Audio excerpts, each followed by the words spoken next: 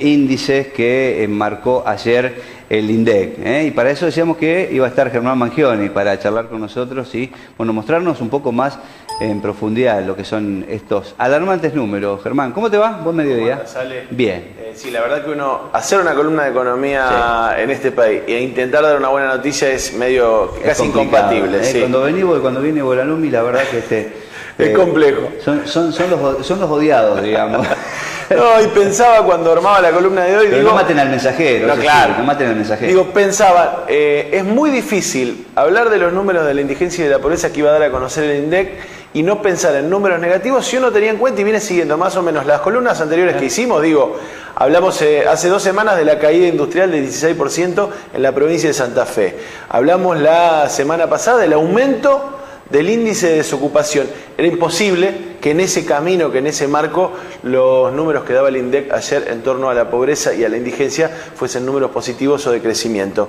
¿De qué estamos hablando cuando hablamos de los números de la pobreza y la indigencia? Porque ¿qué es ser pobre en la Argentina cuando mide el INDEC? Digo, porque cuando uno piensa la definición, más de uno que nos pensamos por afuera de esa línea o por arriba, te das cuenta que no es así. No. Digo, ¿no? Uno cuando habla de pobreza está hablando de las familias que no llegan a la canasta básica total, que es los alimentos, pero no solo los alimentos, sino también los servicios y lo que tiene que ver con la indumentaria.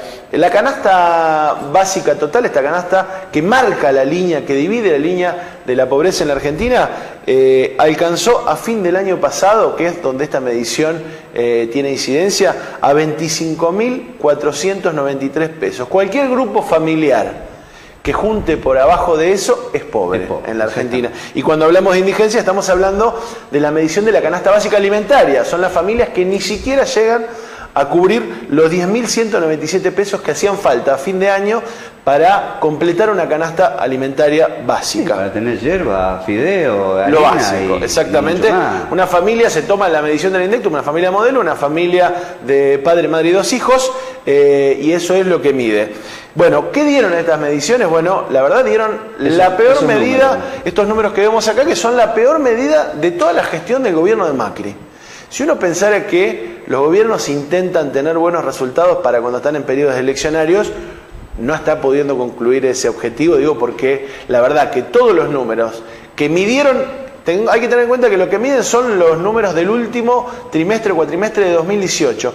Todas las mediciones, podemos hablar de lo que viene, pero todas las mediciones, dijimos desocupación, dijimos actividad industrial y ahora decimos pobreza, están dando negativo. El número concreto es que el 23,6% de los hogares de la Argentina, o sea, 1 de cada 4 familias en la Argentina es pobre.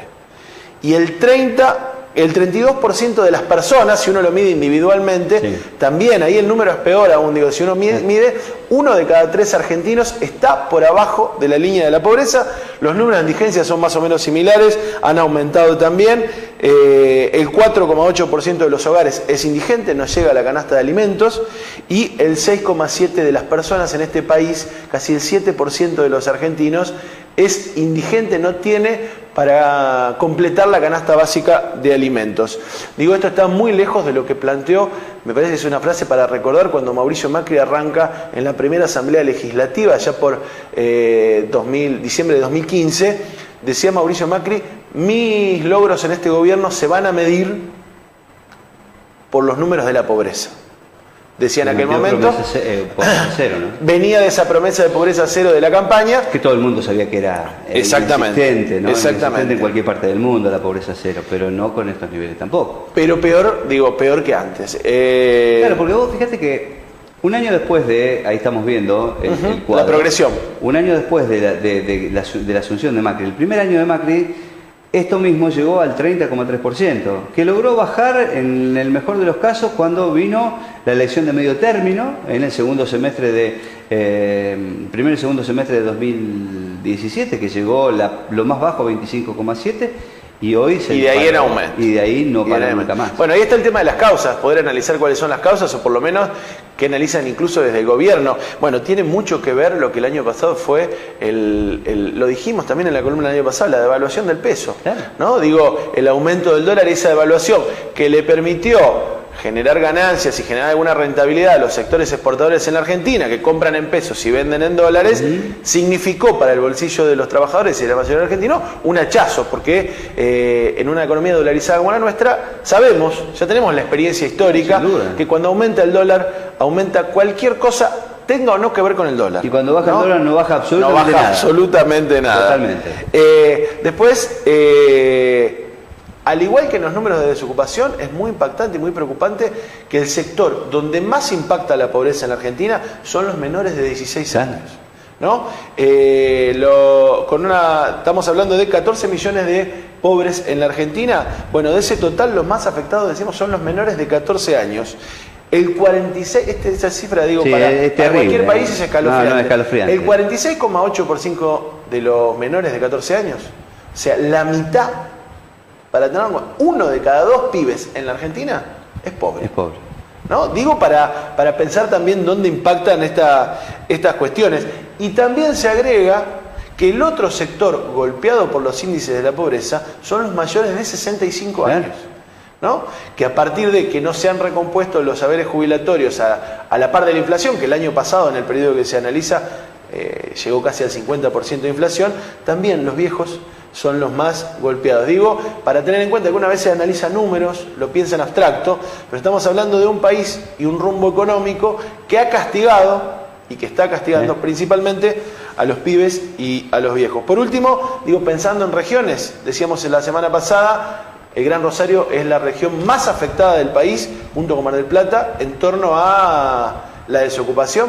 Bueno, en el caso de la pobreza, si bien Rosario no está en el ranking principal, que lo ocupa Corrientes con el 49% de la población bajo la línea de la pobreza, después Concordia con el 41,5%, bueno, y así hasta Buenos Aires. Si bien Rosario no está en ese ranking, en ese top 5 de la pobreza, lo que sí sucedió es que creció casi 7 puntos. Es uno de los lugares que estaba mejor y donde más creció del periodo anterior a la pobreza, el Gran Rosario. Junto con el Gran Mar del Plata. Con el Gran Mar del Plata, exactamente. Y ligado a los índices de desocupación. Sí, sin duda.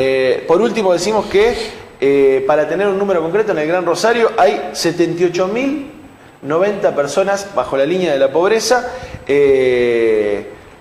180.000 personas bajo la línea de la pobreza. En Villa Constitución es el otro aglomerado grande, estamos hablando de casi... Ahí mide Villa Constitución y San Nicolás.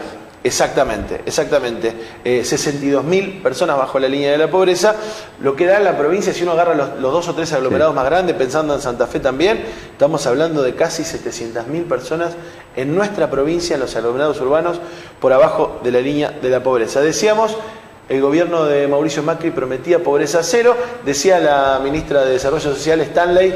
La verdad que a veces es interesante escuchar lo que dicen los funcionarios. Ayer lo preservaron a Macri de esa presentación. Tuvo Dante Sica del Ministerio de Producción y Stanley. Decía Stanley, bueno, no alcanzó, tenemos que corregir algunas políticas, tenemos que autocriticarnos. E inmediatamente después intervenía Sica y decía, pero vamos a profundizar el camino en el que estamos. Digo, claro, pero lo dijo Macri hace 2 días atrás. La verdad que de ser reelecto va a ir más rápido inclusive. Es preocupante, digo, claro, es preocupante. Más allá de los errores que uno incluso podría creer en alguna buena fe y de temas que no se solucionan de un día para otro, el diagnóstico en el gobierno sea que el camino es este, ¿no? Germán, hablaste de después les cuento qué pasa después. ¿Qué pasa después? ¿Qué viene después de esto? Porque queda un año electoral, un año que, a como vienen las tasas de interés, en algún momento van a tener que desarmar la bomba esta de las LELIQ, que vaya a saber para dónde cuerno va a salir todo. Deuda, ¿no? La deuda, la inflación que no para, los tarifazos que siguen en aumento. ¿Qué se puede avisorar para los próximos meses? Bueno, lo preocupante, digo, decíamos, es eso, ¿no? Decíamos al comienzo, al no aparecer una corrección de rumbo, sí, al mantenerse el rumbo. Incluso las consultoras vinculadas más al gobierno, como Ecolatino, dan una perspectiva, porque estas son todas mediciones hasta diciembre de 2018. Sí, señor. Todavía falta que impacte toda la caída de la industria, toda la caída del desempleo. Da la sensación que los números que vienen, por lo menos en el tema pobreza, no van a ser para nada más alentadores que esto.